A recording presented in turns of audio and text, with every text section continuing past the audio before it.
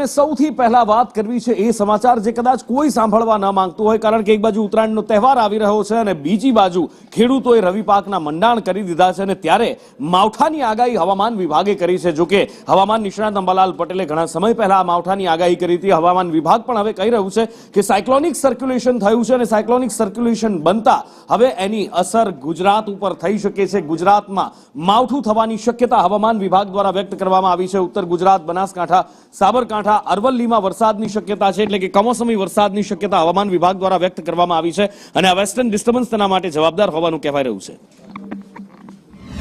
जो वर्तमान परिस्थिति है उसमें एक साइक्लोनिक सर्कुलेशन है वेस्ट राजस्थान पे और एक ट्रफ गया हुआ है वेस्ट राजस्थान साइक्लोनिक सर्कुलेशन से लेके नॉर्थ ईस्ट अरेबियन सी। इसकी वजह से जो दिवस 1 है उसमें नॉर्थ गुजरात रीजन में मेनली बनासकांठा, साबरकांठा और अरावली में आइसोलेटेड लाइट रेन होने की संभावना है।